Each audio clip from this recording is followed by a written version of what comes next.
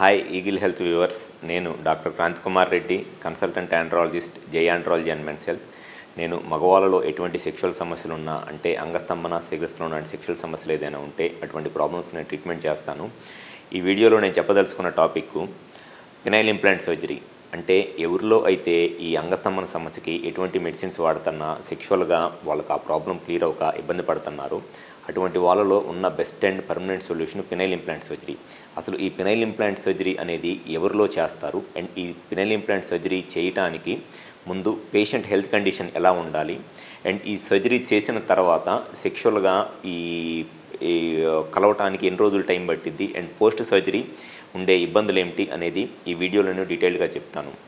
ముందుగా penile implant surgery అనంటే ఎవరిలో అయితే ఎటువంటి వైగ్రా ట్యాబ్లెట్స్ కానివ్వండి, లేకపోతే PDE5 ఇన్హిబిటర్స్ అంటారు, అటువంటి ట్యాబ్లెట్స్ ఈ అంగస్తంభన సమస్యకి ఎంత డోసులో వాడుతున్నా సెక్షువల్గా ఇబ్బంది పడుతున్నారు, అటువంటి పేషెంట్స్లో చేసే బెస్ట్ అండ్ పర్మనెంట్ సొల్యూషన్ కోసం చేసే సర్జరీయే ఈ పినైల్ ఇంప్లాంట్ సర్జరీ.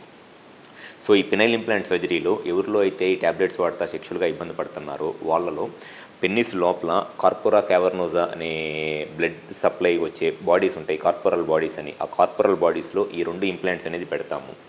సో ఈ సర్జరీ చేయటానికి ముందు ఖచ్చితంగా అంగస్తంభన సమస్య ఉన్న వాళ్ళలో ఎవరిలో అయితే ట్యాబ్లెట్స్ వాడినా కూడా వాళ్ళకి ఆ ప్రాబ్లం క్లియర్ అవ్వట్లేదు, అటువంటి వాళ్ళలోనే ఈ సర్జరీ అనేది చేయాలి. అంతేగాని జస్ట్ ఈ ఎరెక్టైల్ డిస్ఫంక్షన్ లేదా అంగస్తంభన సమస్య వచ్చిన ప్రతి ఒక్కళ్ళలోనూ ఈ సర్జరీ అనేది అవసరం ఉండదు. ఎందుకనంటే 100లో 70 నుంచి 75 మంది పేషెంట్స్కి నార్మల్గా ట్యాబ్లెట్స్తోనే వాళ్ళ ప్రాబ్లం అనేది క్లియర్ అయిపోయింది. ఎవరైతే ఆ 25 to 30 పేషెంట్స్ 100లో ట్యాబ్లెట్స్ వాడుతున్నా ఆ ప్రాబ్లం క్లియర్ అవ్వదు, కేవలం వాళ్ళలో మాత్రమే ఈ సర్జరీ చేయాల్సి వచ్చింది. సో అందరికీ ఎరెక్టైల్ డిస్ఫంక్షన్ ప్రాబ్లం ఉన్న అందరికీ ఈ సర్జరీ అవసరం లేదు.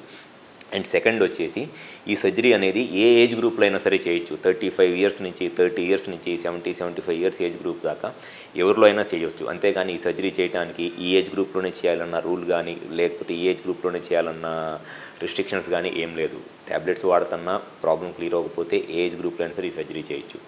థర్డ్ వచ్చేసి ఈ ప్రాబ్లము ఈ సర్జరీ చేయాలి అనంటే ఖచ్చితంగా షుగర్ కానీ బీపీ కానీ ప్రాబ్లమ్స్ ఏదైనా ఉంటే అటువంటి వాళ్ళు ఖచ్చితంగా షుగరు బీపీ అనేది కంట్రోల్లో ఉండాలి.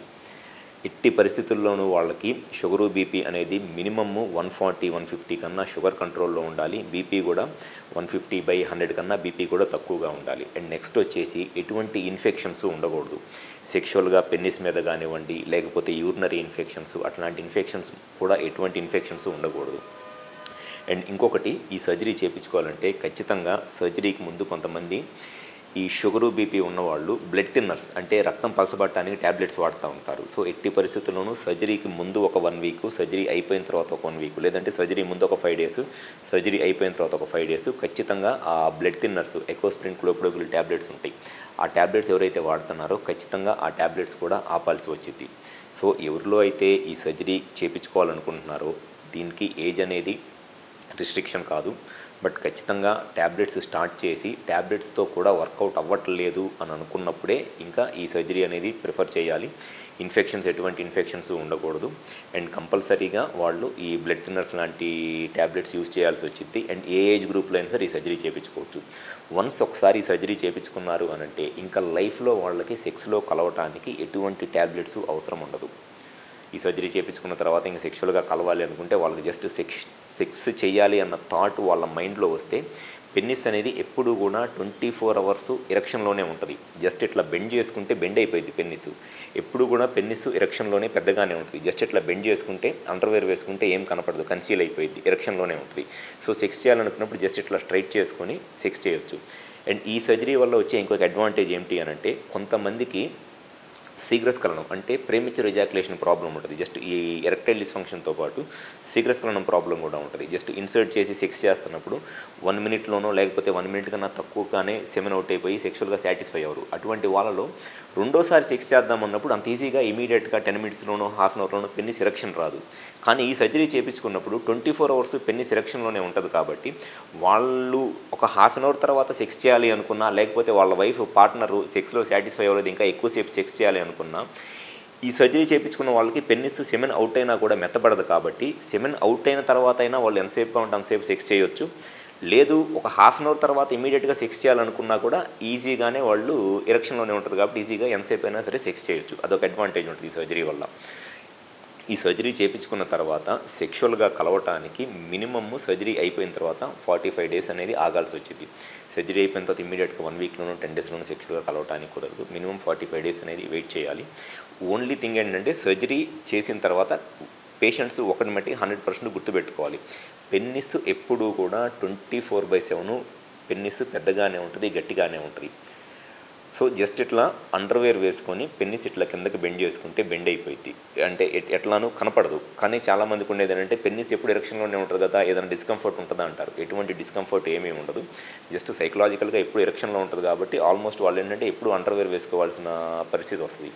అండ్ ఈ సర్జరీకి వచ్చే లైఫ్ మినిమమ్ 15 ఇయర్స్ నుంచి 20 ఇయర్స్ దాకా ఉంటుంది. అంటే ఒకసారి సర్జరీ చేయించుకుంటే ఈ ఇంప్లాంట్ అనేది మినిమం 15 ఇయర్స్ నుంచి 20 ఇయర్స్ దాకా ఎటువంటి డ్యామేజ్ కాదు. ఇది ఇండియన్ ఇంప్లాంటు అండ్ ఇది వచ్చేసి ఇంపోర్టెడ్ ఇంప్లాంట్. ఏ ఇంప్లాంట్ అయినా సరే మినిమం 15 to 20 ఇయర్స్ పాటు ఎటువంటి ఇబ్బంది ఏమీ రాదు.